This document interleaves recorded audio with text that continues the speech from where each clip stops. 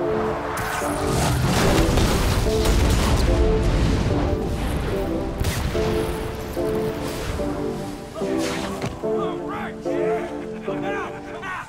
think with working with PlayStation, we've had such a long relationship with them that it was great to collaborate again, and bringing Marvel into the mix has been fantastic.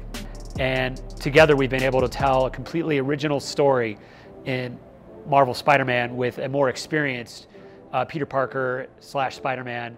And it's just, we're so excited for people to play it. Well, I think the Marvel universe and the Spider-Man universe are so deep and rich that the biggest challenge is deciding what are you going to include and what are you going to hold off on, and refresh characters in our own way. And it was a lot of fun to be able to kind of bring all these characters to bear in a completely unique story. In particular, I really like the dichotomy between Mr. Negative and his alter ego, Martin Lee. On one side, you have this philanthropist, this business person who's been very successful, very kind, and also happens to be Aunt May's boss. And then on the other, he's got these huge negative energy powers that make him quite a formidable enemy for Spider-Man, and demonstrate just how high the stakes are in this game. And he's a great example of being able to bring such a rich Marvel universe and Spider-Man universe to life.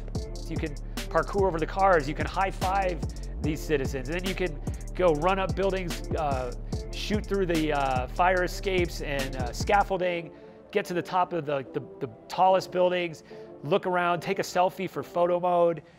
It should feel like the city has as much personality as the people who inhabit it, and that all of Marvel's Manhattan is your own playground. Future projects for Insomniac? Well, right now we're in development on Stormland, which is a VR experience for the Oculus Rift. We're very ambitious with VR, and we enjoy pushing the boundaries in general of the games that we make. So that's another area that we're growing, and that's another reason we took on the Spider-Man game as well, because we knew we could push ourselves by developing a game where it's our first time and it's not our own intellectual property, it's somebody else's.